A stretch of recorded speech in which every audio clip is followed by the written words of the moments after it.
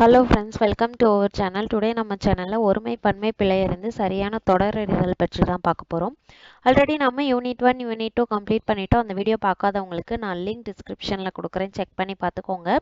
Today இந்த topic ரிலேட்டடான content நம்ம school book plus government material plus previous year கொஷினில் என்னென்ன கொடுத்துருக்காங்க அப்படின்றதெல்லாம் நம்ம இந்த வீடியோவில் பார்த்துடலாம்.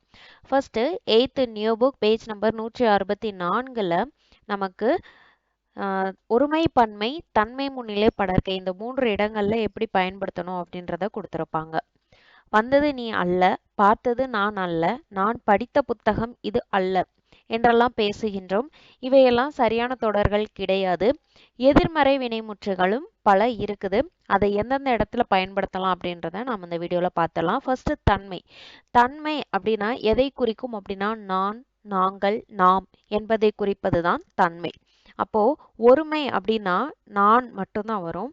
பன்மையில நாம், நாங்கள் அப்படின்றது வரும்.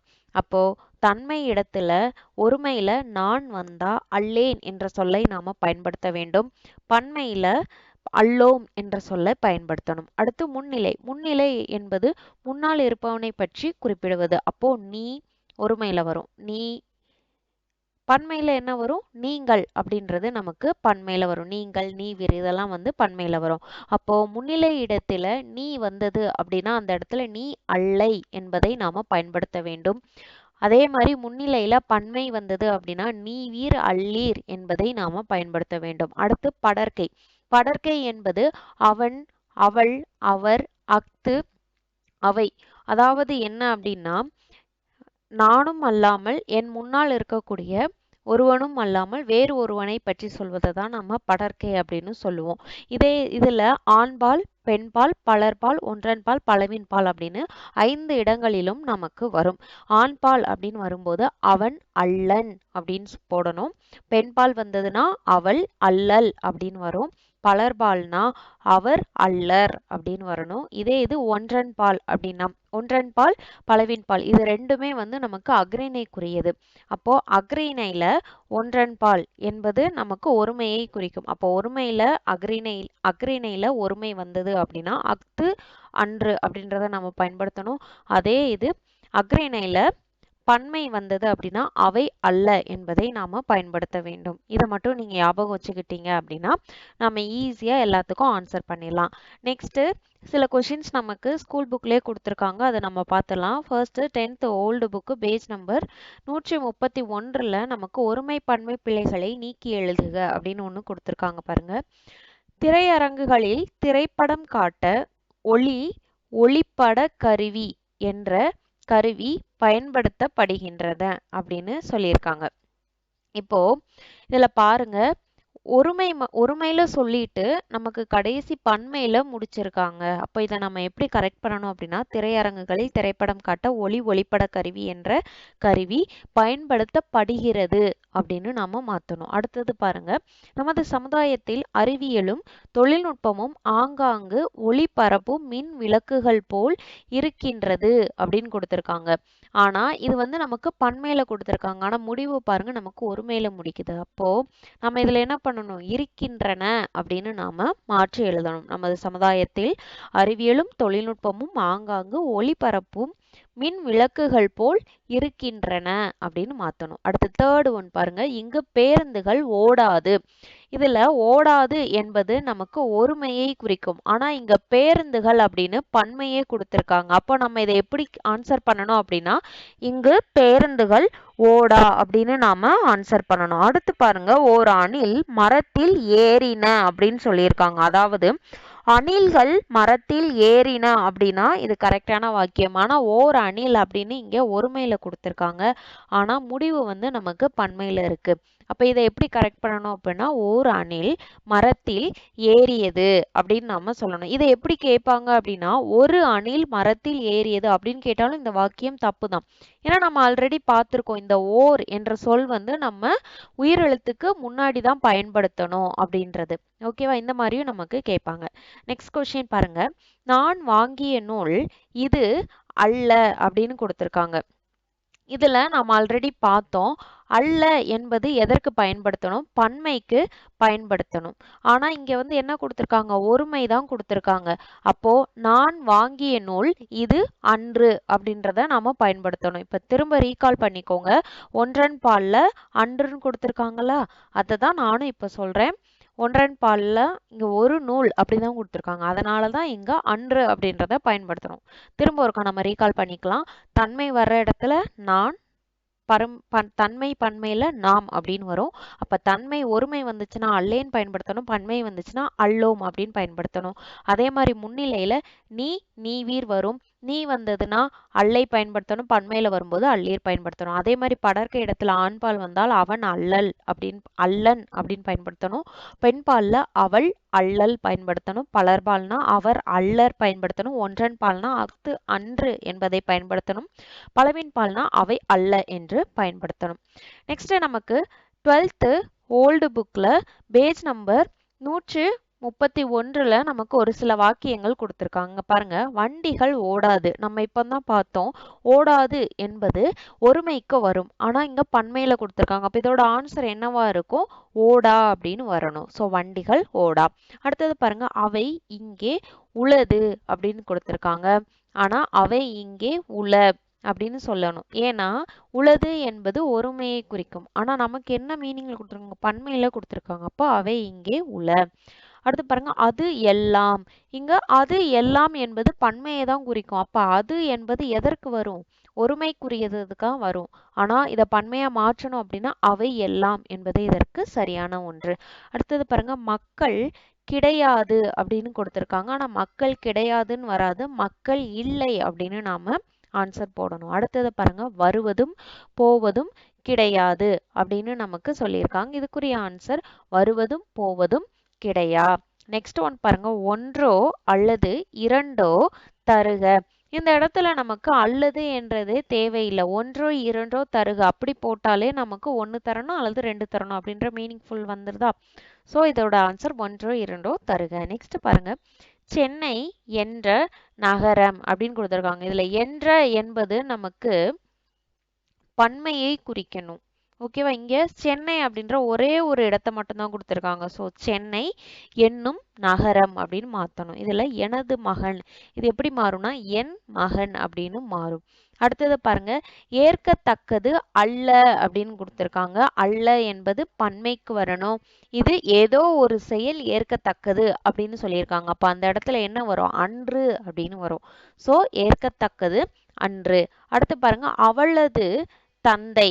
இத நாம அவள் தந்தை அப்படின்னு நாம பிழை நீக்கி எழுதணும். ஓகே, நெக்ஸ்ட் கவர்மெண்ட் மெட்டீரியல்ல என்ன கொடுத்துருக்காங்கன்னு பாருங்க, ஒருமை பன்மை. ஒருமைனா வந்துட்டு ஒரே ஒரு ஆளையோ அல்லது ஒரு பொருளையோ குறிக்கிறது தான் ஒருமை. இதே இது பன்மை அப்படின்னா பல பேர் சேர்ந்து இருப்பாங்க இல்லையா, அதை குறிக்கிறது பன்மை. எடுத்துக்காட்டு பாருங்க, புத்தகம் புத்தகங்கள், கால் கால்கள், மனிதர் மனிதர்கள். ஓகேவா? இந்த ஒருமை பன்மை கொண்ட பெயர் சொற்களை எழுதும் போது அவற்றுக்கு தகுந்தாற் போல வினை சொற்களை கொண்டு நாம முடிக்கணும். இதுக்கு எடுத்துக்காட்டு என்ன கொடுத்திருக்காங்க பாருங்க, மாடு மேய்கின்றன அப்படின்னு கொடுத்திருக்காங்க. மாடு என்பது ஒருமை, ஆனா மேய்கின்றன என்பது பன்மையை குறிக்குது. மாடுகள் மேய்கின்றன என்பதுதான் கரெக்டான ஒன்று. அப்போ இதுக்கு கரெக்டான ஒண்ணுனா என்ன செய்யணும் அப்படின்னா மாடு மேய்கிறது அப்படின்ற ஒரு சொற்றொடரை நாம பயன்படுத்தணும். அதை தான் சொல்லியிருக்காங்க. ஒருமைக்கு நம்ம ஒருமையுடைய வினை சொல்ல பயன்படுத்தணும். பன்மைக்கு பன்மையை கொண்ட வினை சொற்களை தான் பயன்படுத்தணும். ஓகே, நெக்ஸ்ட் பாருங்க, உயர்திணை எழுவாய் உயர்திணை பயனிலையை பெற்றே வரும். இது ஃபர்ஸ்ட் ஒன். அதே போன்ற அக்ரிணை எழுவாய் அக்ரிணை பயனிலையை அக்ரிணை வினைமுற்றை பெற்றுதான் வரும். எடுத்துக்காட்டு பாருங்க, அவன் மிகவும் சிறந்தவன்.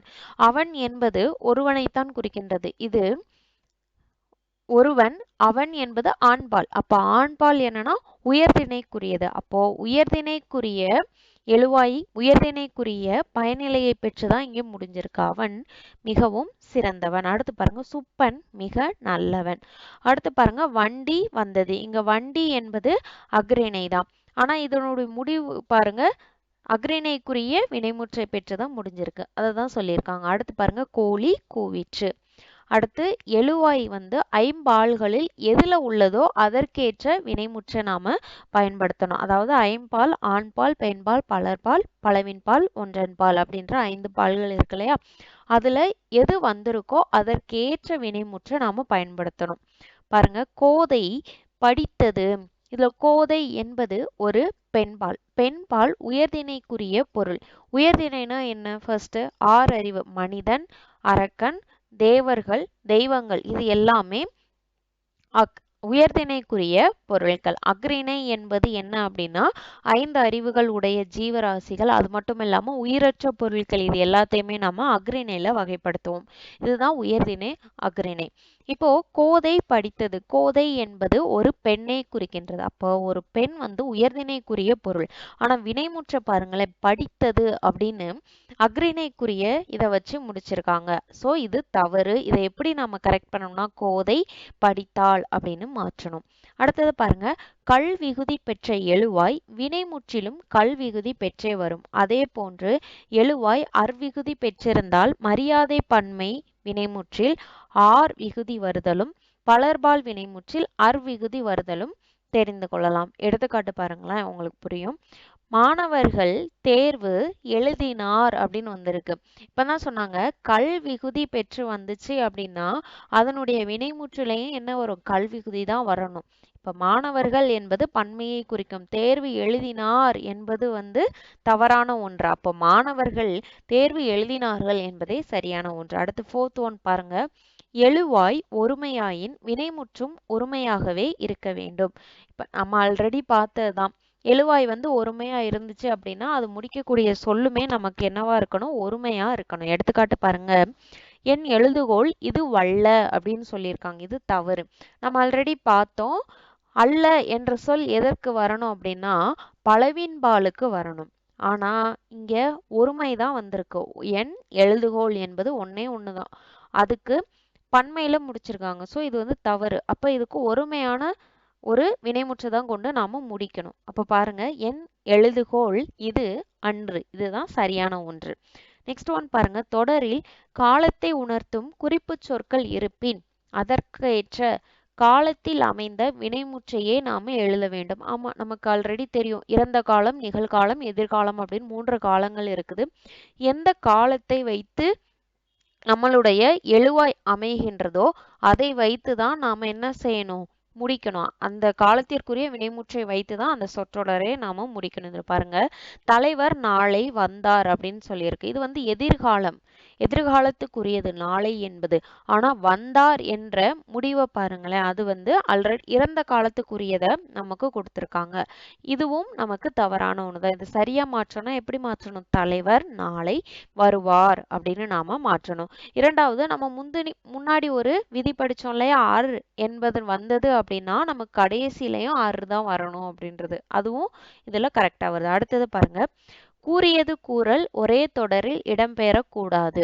ஓகேவா? அதாவது சொன்ன உடனே திருப்பி திருப்பி சொல்லக்கூடாதுன்னு சொல்லியிருக்காங்க. நெக்ஸ்ட் ஒன் பாருங்க, வாக்கியத்தில் உயர்திணை அஃறிணை பெயர்கள் கலந்து வந்தால் சிறப்பு கருதின் உயர்திணை பயனிலை கொண்டும் இழிவு கருதின் அஃறிணை பயனிலை கொண்டும் வாக்கியத்தை முடிக்க வேண்டும்.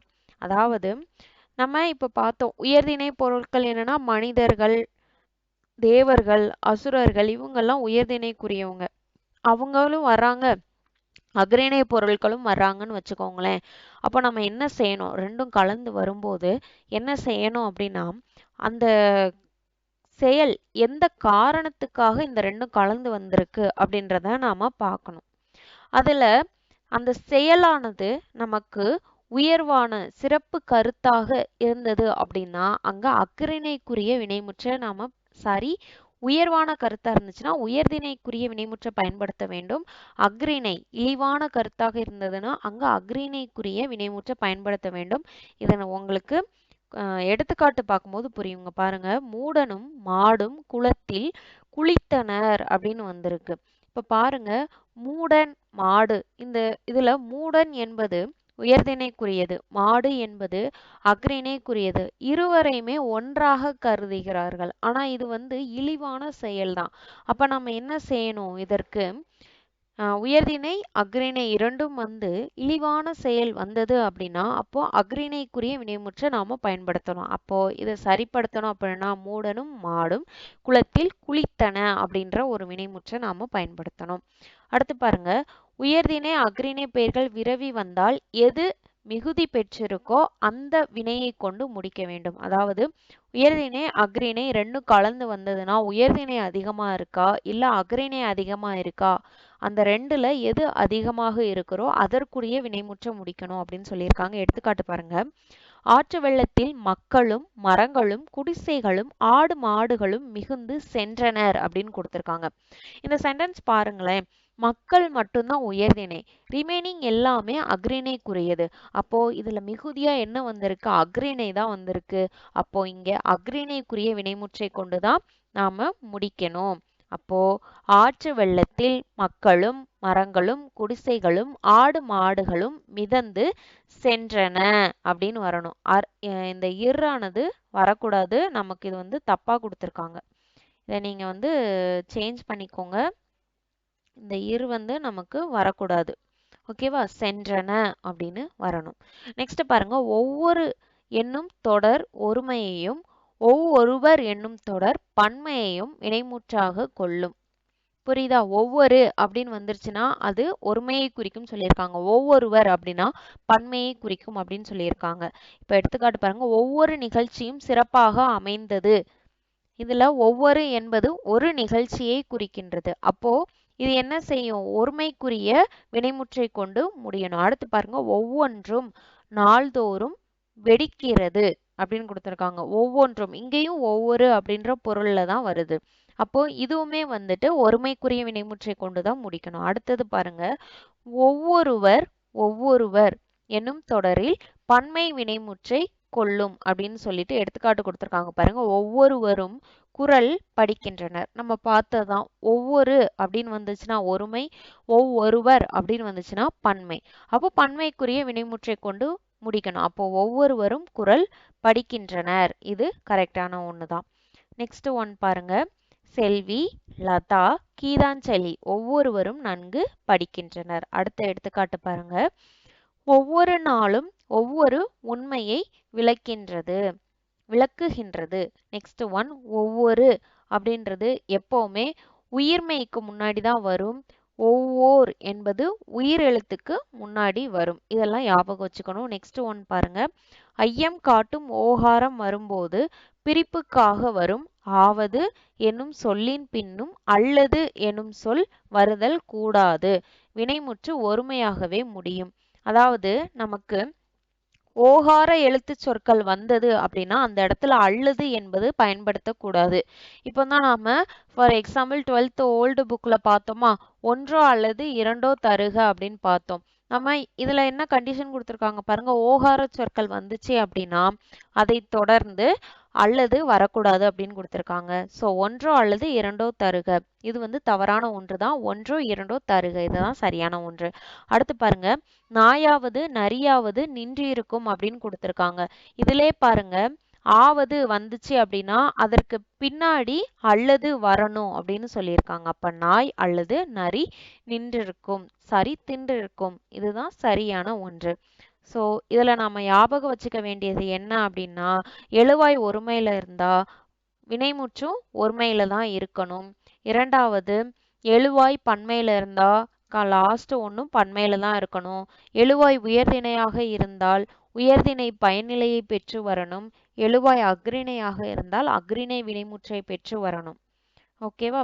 அடுத்து, எந்த இடங்கள்ல பயன்படுத்துறாங்க, எதிர்காலமா இறந்த காலமா அல்லது நிகழ்காலமா என்பதை பார்த்து அதற்குரிய வினைமுற்றை பயன்படுத்தணும். அடுத்து, கல்விகுதி பெற்ற ஒரு எழுவாய் வந்தது அப்படின்னா அதனுடைய வினைமுற்றிலையுமே கல்விகுதி தான் வரும். இரண்டாவது, மரியாதைக்காக பயன்படுத்தக்கூடிய அர்விகுதி பெற்ற ஒரு எழுவாய் வந்தது அப்படின்னா அதனுடைய பயனிலையுமே அர்விகுதி பெற்றுதான் வரணும். ஓகேவா? நெக்ஸ்ட் என்ன கண்டிஷன் பார்த்தோம், எழுவாய் ஒருமைனா வினைமுற்று ஒருவாய், இது நம்ம ஆல்ரெடி சொல்லிட்டோம். அடுத்து, ஒரு வாக்கியத்துல உயர்திணை அஃறிணை ரெண்டுமே கலந்து வந்துருச்சு அப்படின்ற பட்சத்துல உயர்திணை அதிகமாக இருந்தால் அது உயர்திணைக்குரிய வினைமுற்றை கொண்டு முடிய வேண்டும். அல்லது அஃறிணை அதிகமாக இருந்தது அப்படின்னா அஃறிணைக்குரிய வினைமுற்றை கொண்டு முடிய வேண்டும். இது ஒரு கண்டிஷன். இன்னொரு கண்டிஷன், ஒரு சொற்றொடர்ல உயர்திணை அஃறிணை இரண்டுமே ஒருமையிலே கொடுத்துட்டாங்க. அதாவது ஆடும் மனிதர்களும் அப்படின்னு கொடுத்துட்டாங்கன்னு வச்சுக்கோங்களேன். அதனுடைய செயலை நாம கண்டுபிடிக்கணும். அதனுடைய என்ன செயலை கொடுத்துருக்காங்க அப்படின்னு கண்டுபிடிக்கணும். அதனுடைய காரணம் உயர்வான காரணமாக இருந்தால் அதனுடைய வினைமுற்று உயர்திணையாக இருக்க வேண்டும். ஆனா இழிவுபடுத்தக்கூடிய காரணமாக இருந்தது அப்படின்னா அதனுடைய வினைமுற்று என்னவாக இருக்க வேண்டும்? நமக்கு அஃறிணைக்குரிய வினைமுற்றாக இருக்க வேண்டும். நெக்ஸ்ட் என்ன கண்டிஷன்? ஒவ்வொருவரும். இதுல ஒவ்வொரு என்பது ஒருமையை குறிக்கும், ஒவ்வொருவர் என்பது பன்மையை குறிக்கும். ஒவ்வொரு வர்ற இடத்துல ஒருமைக்குரிய வினைமுற்றை தான் நாம பயன்படுத்தணும். ஒவ்வொருவர் அப்படின்னு வர்ற இடத்துல பன்மைக்குரிய வினைமுற்றை தான் நாம பயன்படுத்தணும். நெக்ஸ்ட் என்ன பார்த்தோம்? Last one IIM. ஓகாரம் வரும்போது பிரிப்புக்காக வரும் ஆவது வந்தது அப்படின்னா அதற்கு அடுத்து நமக்கு ஆவதை நீக்கிவிட்டு அல்லது போடணும். இது ஒரு கண்டிஷன். ரெண்டாவது, ஒன்றோ அல்லது இரண்டோ அப்படின்னு வரும்போது நமக்கு அந்த அல்லது அப்படின்ற சொல் நமக்கு தேவைப்படாது. ஒன்றோ இரண்டோ தருக. இந்த கண்டிஷன்ஸ் எல்லாமே ஞாபகம் வச்சுக்கோங்க. இதெல்லாம் எக்ஸாம்க்கு ரொம்ப யூஸ்ஃபுல்லா இருக்கும். நெக்ஸ்ட் ப்ரீவியஸ் இயர் கொஸ்டின் பார்த்துடலாம். பின்வரும் தொடரில் உள்ள பிழைகளை திருத்தி எழுதுக. மல்லிகை குளத்தில் பூக்கும் மலர் அல்லை. இங்க பாருங்க, அல்லை என்பது எதற்குரியது? பன்மைக்குரிய ஒன்று. சரியா? சரி, அல்லை என்பது ஒருமைக்குரியதுதான். ஆனா இது தன்மை இடத்துல வரும். ஆனா இங்க மல்லிகை என்பது நமக்கு படர்க்கை இடத்துல வரும். படர்க்கை ஒருமையில வரும். அப்ப மல்லிகை குளத்தில் பூக்கும் மலர் அன்று என்பதே சரியான ஒன்று. இந்த அல்லை என்பது எதுல பயன்படுத்துவோம் ஞாபகப்படுத்தி பாருங்க. நீ அல்லை அப்படின்னு வரும். அப்போ முன்னிலையில இருக்கவங்களுக்கு தான் நாம இந்த அல்லை என்பதை பயன்படுத்தணும், முன்னிலை ஒருமைக்கு. ஆனா இங்க படர்க்கை ஒருமை வந்திருக்கு. சோ படர்க்கை இடத்துல ஒருமைக்கு அன்று என்பதை நாம பயன்படுத்தணும். நம்ம ஃபர்ஸ்ட் பார்த்தோம் இல்லையா 8th நியூ புக், அதை நல்லா ஞாபகம் வச்சுக்கிட்டீங்க அப்படின்னா நமக்கு எல்லாமே போட்டுடலாம். அடுத்து பாருங்க, வருவதும் போவதும் கிடையா அப்படின்னு பிழையற்ற வாக்கியம் எது அப்படின்னு கேட்டிருக்காங்க. வருவதும் போவதும் கிடையா, இதுதான் நமக்கு கரெக்டான ஒன்று. கிடையாது என்பது நமக்கு பன்மையில வரும். ஒருமையில வரும். இந்த இடத்துல வருவதும் போவதும் என்பது பன்மை. அப்போ வருவதும் போவதும் கிடையா என்பதுதான் சரியான ஒன்று.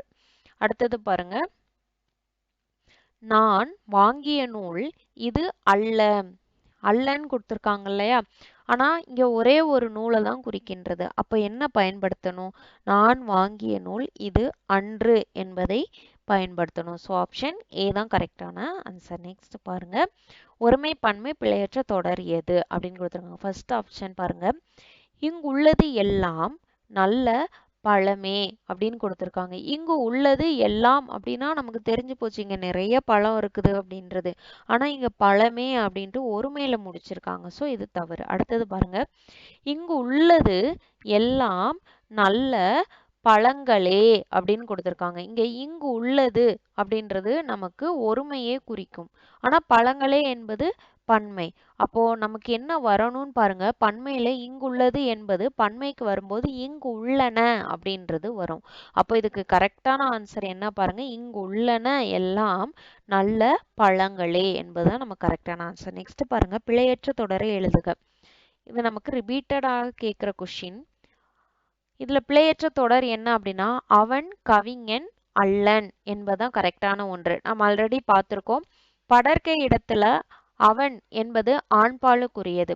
அப்ப ஆண்பாலுக்குரியது வரும்போது அவன் அல்லன் என்பதுதான் வரணும். அப்போ ஆப்ஷன் சி தான் கரெக்டான ஆன்சர். நெக்ஸ்ட் ஒன் பாருங்க, ஒருமை பன்மை பிழையற்ற தொடரை தேர்க. ஃபர்ஸ்ட் ஆப்ஷன் பாருங்க, தொன்மை சிறப்பும் தலைமை சிறப்புமே தமிழை இன்று உயர்தனி செம்மொழிகளாய் உயர்ந்து நிற்க செய்துள்ளது. இதுல பாருங்க தமிழ் அப்படின்றது ஒரே ஒரு மொழி தான். ஆனா இங்க பாருங்க செம்மொழிகளாய் அப்படின்னு சொல்லிட்டு நிறைய மொழிகளை சொல்றதுக்குரிய ஒரு சொல்ல பயன்படுத்தியிருக்காங்க. ஸோ இது தவறான ஒன்று. செகண்ட் ஒன் பாருங்க, தொன்மை சிறப்பும் தலைமை சிறப்புமே தமிழை இன்று உயர்தனி செம்மொழியாய் உயர்ந்து நிற்க செய்துள்ளது. இது கரெக்டான ஒன்று. நெக்ஸ்ட்டும் பாருங்களேன், செம்மொழிகளாய் அப்படின்ற ஒன்று வந்திருக்கு. அடுத்து இந்த இதுல தவறானது என்ன பாருங்க, தமிழை இன்று உயர்தனி செம்மொழியாய் உயர்ந்து நிற்க செய்துள்ளன அப்படின்னு பன்மைக்குரியதா வந்திருக்கு. ஸோ இதுல தவறு செம்மொழிகளாய், இங்கேயுமே செம்மொழிகளாய் என்பது தவறான ஒன்று. ஸோ ஆப்ஷன் பி தான் நமக்கு கரெக்டான ஒன்று. நெக்ஸ்ட் பாருங்க, ஒருமை பன்மை பிழையற்ற தொடர் இது. இது நம்ம ஆல்ரெடி பார்த்ததான், அவன் கவிஞன் அல்லன். நெக்ஸ்ட் ஒன் பாருங்க, அப்பீசை மாசம் அடமழை இம்பாங்க என்ற தொடரில் கொச்சை சொற்களை திருத்தி எழுதுக. அப்பீசி என்பது நமக்கு பேச்சுவார்த்தை சொல். இதை எழுத்து வழக்கா மாற்றும் போது ஐப்பசி மாசம் என்பது மாதம் என மாறும். அடமழை என்பது அடைமழை என்று மாறும். இம்பாங்க என்பது என்பார்கள் என்று மாறும். ஸோ ஆப்ஷன் சி தான் கரெக்டான ஒன்று. நெக்ஸ்ட் பாருங்க, கீழ்காணும் தொடரில் சரியான விடையை தேர்வு செய்க. யானையின் கண் சிறியது. யானைக்கு 2 கண்கள் இருக்குது. அப்போ கண் அப்படின்றது ஒன்றை மட்டும்தான் குறிக்குது. அப்போ இது தவறு. யானையின் கண்கள் சிறியது அப்படின்னு கொடுத்திருக்காங்க. இப்ப யானையின் கண்கள் என்பது பன்மையை குறிக்கும். ஆனா சிறியது என்பது ஒருமை. அப்போ யானையின் கண்கள் சிறியன அப்படின்றது வரணும். ஸோ ஆப்ஷன் சி தான் கரெக்டான ஒன்று. அடுத்தது பாருங்க, நீர் நீவீர் என்பன டேஸ் பெயர்கள். இப்படியும் நமக்கு கேட்பாங்க. ஓகேவா, நம்ம நீ நீவீர் இதுல எதை பயன்படுத்துவோம்னு பாருங்க. எந்த இடத்துல இதை நாம பயன்படுத்துவோம்? முன்னிலையில பயன்படுத்துவோம். முன்னிலையில ஒருமை அப்படின்னா நம்ம எதை பயன்படுத்துவோம்? நீ என்பதை பயன்படுத்துவோம். நீர் நீவீர் என்பது பன்மையான இடத்துல பயன்படுத்துவோம். அப்ப இது வந்து முன்னிலை பன்மை பெயர்கள். ஸோ ஆப்ஷன் பி தான் கரெக்டான ஆன்சர். நெக்ஸ்ட் ஒன் பாருங்க, பிழையற்ற வாக்கியம் எது? இதை நாம ஆல்ரெடி பார்த்ததுதான். அதாவது ஓர் என்ற சொல் எப்பவுமே எதுக்கு அடுத்து எதுக்கு முன்னாடி வரணும் அப்படின்னா உயிரெழுத்துக்கு முன்னாடி வரணும். ஒரு என்ற சொல் உயிர்மை எழுத்துக்கு முன்னாடி வரணும். அது மட்டும் இதில் ஞாபகம் வச்சிருந்தா போதும். இதில் ஆப்ஷன் சி தான் கரெக்டான ஆன்சருங்க. பாருங்க, ஒரு மாவட்டத்தில் ஒரு அமைச்சர், இந்த 2 தான் கரெக்டான ஒன்றுங்க. பாருங்க, ஒரு மாவட்டம், இதுல மா என்பது உயிர்மை எழுத்து. ஸோ உயிர்மை எழுத்துக்கு முன்னாடி ஒரு வரணும். அதே மாதிரி அது என்பதும் உயிர்மை எழுத்துக்கு முன்னாடி தான் வரும். அதே மாதிரி உயிர் எழுத்துக்கு முன்னாடி ஓர் என்றும் அக்து என்பதும் வர வேண்டும். இந்த ஒன்று தான் நமக்கு ஞாபகம் வச்சுக்க வேண்டிய ஒன்று. ஸோ ஒரு மாவட்டத்தில் ஒரு அமைச்சர் அவருடைய மகனோடு சுற்றுலா மேற்கொண்டார் என்பதே சரியான ஒன்று. நெக்ஸ்ட் பாருங்க, ஒருமை பன்மை பிழையற்ற தொடரை காண்க. தமிழர்கள் அரபு நாட்டுடனும் யவன நாட்டுடனும் வாணிக தொடர்பு கொண்டிருந்தனர். இதுதான் கரெக்டான ஒன்று. இங்க பாருங்க, ஏன்னா தமிழர்கள் என்று பன்மையில எழுவாய் ஆரம்பிச்சிருக்கு. அதே மாதிரி கொண்டிருந்தனர் என்று பன்மையிலே முடிச்சிருக்காங்க. ஸோ ஆப்ஷன் பி பாருங்களேன், சித்த மருத்துவத்தை 14 சித்தர்கள் வளர்த்தார் அப்படின்னு சொல்லியிருக்காங்க. சித்தர்கள் அப்படின்னு வந்திருக்கு. அப்போ வளர்த்தார்கள் அப்படின்னு வரணும். ஸோ இது தவறான ஒன்று. நெக்ஸ்ட் ஒன் பாருங்க, தமிழர்களின் வாழ்வில் இசை சிறந்த இடத்தை பெற்றிருந்தன அப்படின்னு கொடுத்திருக்காங்க. இசை என்பது அஃறிணைக்குரியது. அப்போ இங்க என்ன வரும்? பெற்று இருந்தது அப்படின்னு நமக்கு வரணும். அடுத்தது பாருங்க, இயங்குறு படங்களை குழந்தைகள் விரும்பி பார்க்கின்றது அப்படின்னு கொடுத்திருக்காங்க. இங்க பார்க்கின்றனர் அப்படின்னு நமக்கு வரணும். அடுத்து பாருங்க, ஒருமை பன்மை பிழையற்ற தொடர். இதுவும் ஆல்ரெடி நம்ம பார்த்ததான், அவன் கவிஞன் அல்லன். இது நமக்கு ரிப்பீட்டடான கொஸ்டின். நமக்கு ப்ரீவியஸ் இயர் குரூப் 4 கொஸ்டின்லையுமே இதை நமக்கு கேட்டிருக்காங்க. நான் அதை உங்களுக்கு ஷார்ட்ஸ்ல அப்லோட் பண்றேன். நெக்ஸ்ட் பாருங்க, ஒருமை பன்மை பிழைகளை நீக்குக. நான் வாங்கிய நூல் இது அல்ல. இதுவும் நம்ம பார்த்ததான். நூல் என்பது ஒருமையை தான் குறிக்குது. ஸோ நான் வாங்கிய நூல் இஃது அன்று அப்படின்னு வரணும். ஓகேவா? ஓகே, நெக்ஸ்ட் பாருங்க, கண்டதை கூறவே பிழை நீக்கி எழுதுக. கண்டதை கூறவே அப்படின்னு சொல்லியிருக்காங்க. கண்டதனை கூறவே அப்படின்னு தான் பிழை நீக்கி எழுதின சொற்றொடர் வரும். அடுத்தது பாருங்க, நீர் நீவீர் நீங்கள் ஆகியன இப்ப நம்ம ஆல்ரெடி பார்த்தோம், முன்னிலை பன்மைக்குரிய பெயர்கள். ஓகேவா? முன்னிலை ஒருமைனா நீ என்ற சொல் மட்டும்தான் வரும். அடுத்து பாருங்க அப்பிசி மாசம் அடமழை என்பாங்க. இதுவும் ஆல்ரெடி பார்த்ததான். ஐப்பசி மாதம் அடைமழை என்பார்கள். நெக்ஸ்ட் கொஸ்டின், கீழே தரப்பட்டுள்ளவற்றுள் சரியானவை எவை அப்படின்னு பார்த்திருக்காங்க. நான், யான் என்பவை தன்மை ஒருமை பெயர்கள். இது சரியான ஒன்று. நாம், யாம் என்பவை தன்மை பன்மை பெயர்கள். இதுவும் சரியான ஒன்று. மூன்றாவது ஒன்று பாருங்க, வேற்றுமை உருபெயர்க்கும் போது யான் என்பது என் என்றும், யாம் என்பது என் என்றும், எம் என்றும், நாம் என்பது நம் என்றும் தெரியும். இதுவுமே நமக்கு சரியான ஒன்றுதான். ஓகேவா? இப்போ யான் என்ற சொல் வேற்றுமை உறுப்புகள் ஆகிய 6 உறுப்புகளையுமே ஏற்கும் போது, 6 உறுப்புகள் ஏதேனும் ஒன்றினை ஏற்கும் போது என் என்று மாறும். யாம் என்பது எம் என்று மாறும். எம்முடையது அப்படின்னு மாறும்.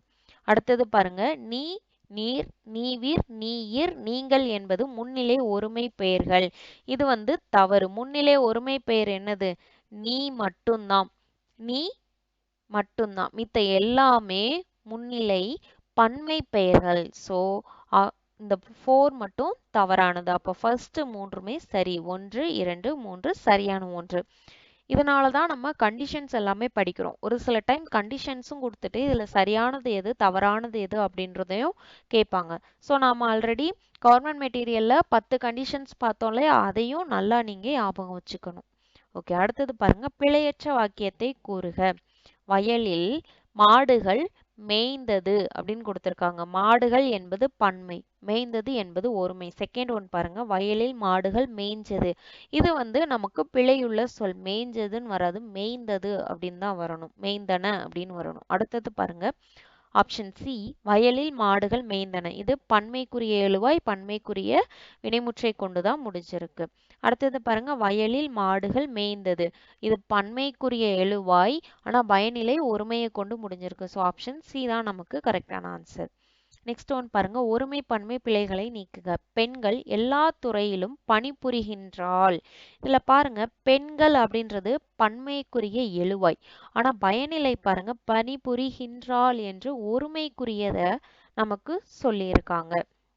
ஆனா நமக்கு என்ன வேணும்? பன்மைக்குரிய வினைமுற்று வரணும். அப்போ ஆன்சர் என்ன வரும்? பெண்கள் எல்லா துறைகளிலும் பணிபுரிகின்றனர் அப்படின்னு நமக்கு வரணும். ஏன்னா துறை அப்படின்றது ஒரு துறையை மட்டும்தான் குறிக்குது. நமக்கு பல துறைகள் இருக்கு. எல்லா துறை அப்படின்றது நிறைய துறைகள் இருக்குல்ல, அப்ப எல்லா துறைகளிலும் அப்படின்றது தான் வரும். ஸோ ஆப்ஷன் டி தான் கரெக்டான ஒன்று. நெக்ஸ்ட் பாருங்க, ஒருமை பன்மை பிழையற்ற தொடர் எது? நான் வாங்கிய நூல் இது அல்ல அப்படின்னு சொல்லியிருக்காங்க. நான் வாங்கிய நூல் இது அன்று என்பதுதான் கரெக்டான ஒன்று.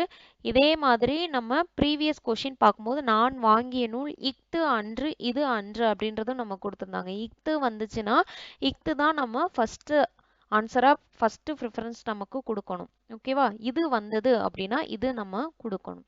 ரெண்டையும் கன்ஃபியூஸ் பண்ணிக்காதீங்க. இதே ஆப்ஷன்ல நான் வாங்கிய நூல் இஃது அன்று அப்படின்னாங்கன்னா அதான் நமக்கு கரெக்டான ஆன்சர். ஆனா இங்க இஃது அப்படின்ற சொல்லே பயன்படுத்தலை. ஸோ நமக்கு ஆப்ஷன் சி தான் கரெக்டான ஆன்சர். நெக்ஸ்ட் ஒன் பாருங்க, கீழ் வருவனவற்றுள் பிழையில்லா சொற்றொடர் எது? அவள் தந்தை, அவளது தந்தையும் எனது மகனும் கூறுவது ஏற்கத்தக்கது அன்று. நாம் ஆல்ரெடி பார்த்தோமா? அவளது அப்படின்றது அவள் அப்படின்னு வரணும். எனது அப்படின்றது என் மகன் அப்படின்று வரணும். நம்ம இது 12th ஓல்டு புக்ல நம்ம ஆல்ரெடி பார்த்துட்டோம். ஸோ இதுக்கு ஆன்சர் ஆப்ஷன் பி தான். அவள் தந்தையும் என் மகனும் கூறுவன ஏற்கத்தக்கன அல்ல அப்படின்னு. ஏன்னா ஏற்கத்தக்கது என்பது ஒருமையை குறிக்கும். ஓகேவா? ஸோ பன்மையை குறிப்பதற்கு ஏற்கத்தக்கன அல்ல. அடுத்தது பாருங்க, ஒருமை பன்மை பிழையை நீக்குக.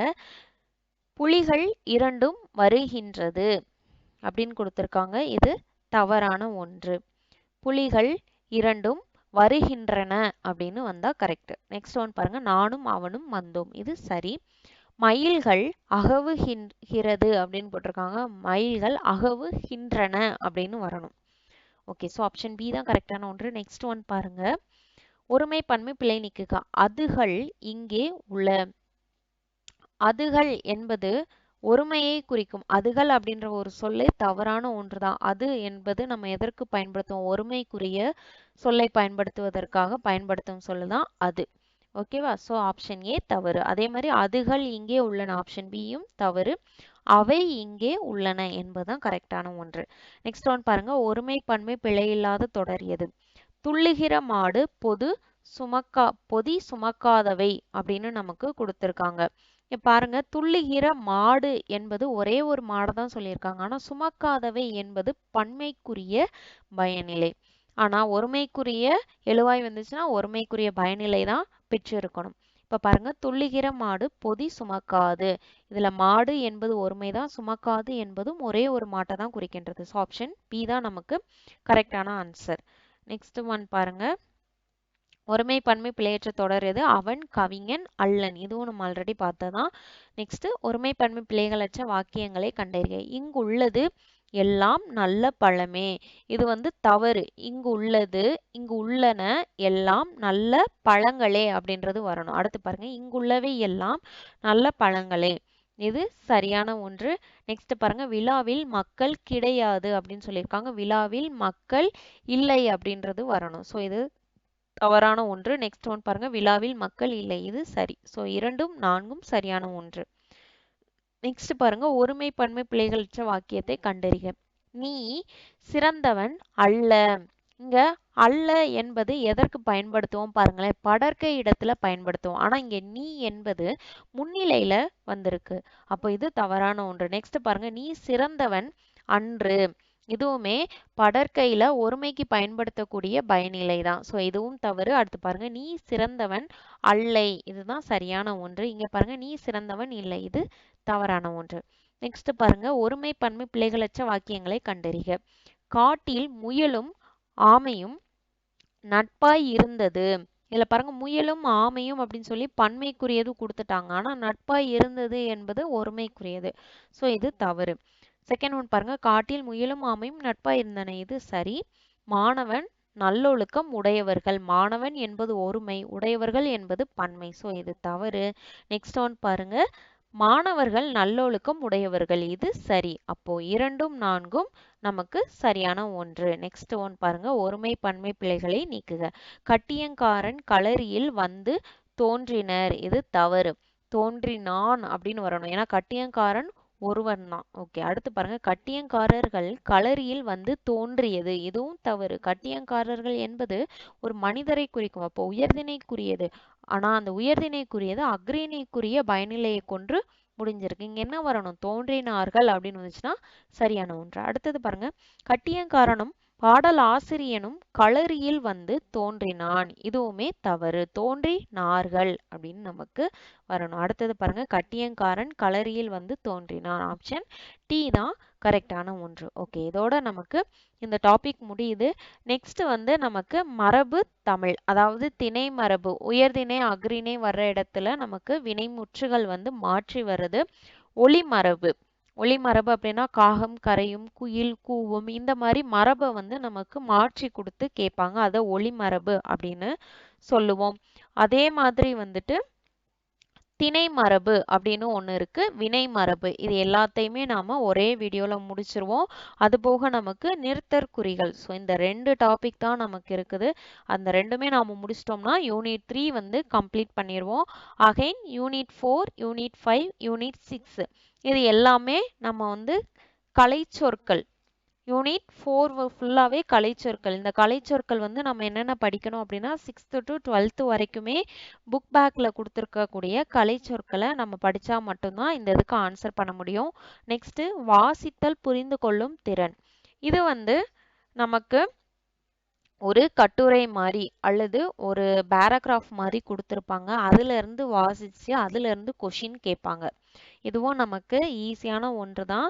ஆனால் இந்த மொழிபெயர்ப்பில் நாம் வந்து என்ன பண்ணணும் அப்படின்னா, பல்துறை சார்ந்த கலைச்சொற்கள்னு கேட்டிருக்காங்களே, அது மட்டும் நாம் வீடியோவில் பார்க்கலாம். ரிமைனிங் எல்லாமே உங்களுக்கு ஈஸி தான். அதுக்கப்புறம் லாஸ்ட்டு நான் வந்து திருக்குறள் 20மே நான் உங்களுக்கு கம்ப்ளீட் பண்ணி கொடுத்துருவேன். இது எல்லாமே முடிஞ்சதுன்னா நம்ம யூனிட் ஃபுல்லாகவே முடிச்சிருவோம். ஓகே, நெக்ஸ்ட் டாபிக் நெக்ஸ்ட் வீடியோவில் பார்க்கலாம். தேங்க்யூ.